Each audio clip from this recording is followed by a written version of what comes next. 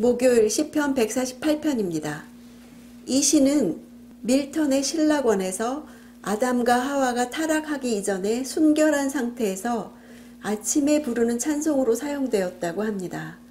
상상만 해도 참 아름다운 광경이겠죠.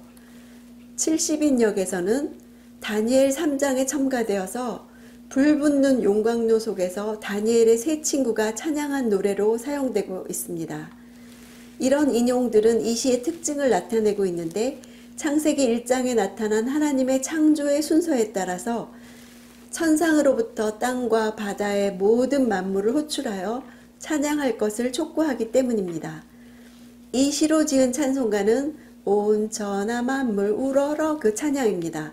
찬양의 주체를 다양하게 제시한다는 점에서 음색이 다른 다양한 악기가 동원되고 하나님의 모든 창조물이 하나가 되어서 하나님을 찬양하는 교향곡 같은 찬양시입니다.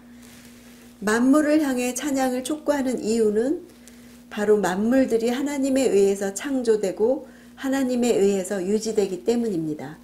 그런 의미에서 찬양을 드려야 할 의무가 없는 존재란 세상에 존재하지 않습니다.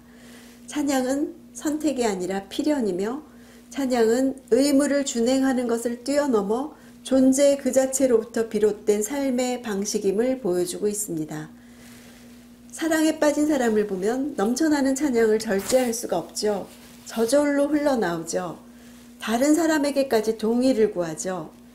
또 가치 있는 귀한 것을 발견한 사람도 침묵하기가 힘듭니다. 아름다운 장면을 마주친 사람 입에서도 찬양이 터져 나옵니다. 찬양은 우리의 마음이 밖으로 표출되는 소리입니다. 마음은 표현될 때 기쁨이 더해지죠. 하나님에 대해서 이렇게 찬양이 터져 나오고 다른 사람들에게까지 권하게 되는 영혼은 최고의 상태를 나타냅니다. 웨스터민스터 교리문답 1조는 우리 인생의 가장 큰 목적이 하나님을 영화롭게 하고 그분을 영원토록 즐거워하는 것이라고 말합니다. 하나님을 즐거워하는 것이 그분을 영화롭게 하는 것이다. 사랑에 빠진 사람이 상대방의 아름다움에 대해 쉴 새 없이 찬사가 나오듯이 천지를 볼 때 창조주에 대한 찬양이 쉴 새 없이 나오는 것이 자연스러운 일입니다. 창조에 대한 찬양은 창조주에 대한 찬양입니다. 이 찬양을 아담과 하와가 에덴에서 찬양했다고 상상해 보십시오. 또 다니엘의 세 친구가 풀무불 속에서 자기들과 함께 거니는 주님을 보면서 찬양했다고 상상해 보십시오.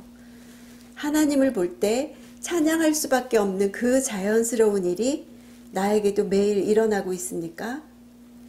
2절에 천상의 여러 존재들을 호출하며 찬양을 촉구하고 있죠. 가장 먼저 천사를 언급합니다. 천사는 인간의 권면 없이도 찬양의 직무를 수행하는 존재죠. 그러니까 천사들을 향한 찬양에 대한 권면이라기보다는 하나님을 찬양하는 것이 모든 존재의 가장 중요한 의무임을 나타내는 것이라고 할 수 있습니다. 군대라고 한 것은 천사들의 숫자가 많다는 것을 나타내고 그들이 하나님의 모든 뜻을 다 수행할 수 있도록 큰 위용을 가지고 있음을 나타내고 있습니다. 하나님께서는 큰 능력을 가진 수많은 천사들을 다스리시며 또한 그들로부터 찬양을 받으시는 분으로서 모든 인간들에게도 마땅히 찬양 받으셔야 함을 나타내고 있습니다. 만물이 각자의 자리에서 하나님을 찬양하지요. 그러나 막상 하나님의 형상대로 지음받은 인간은 자아에 사로잡혀서 피조물답게 살아가지 못합니다. 그래서 찬양을 이해하고 공감하는 성도들이 함께하는 것이 복입니다. 다니엘의 세 친구가 풀무불 가운데서도 함께 거니시는 주님을 보고 찬양했다고 첨부한 이 시편으로 오늘 나의 영혼의 상태는 어떤지 묵상하며 스스로 점검해 봅시다.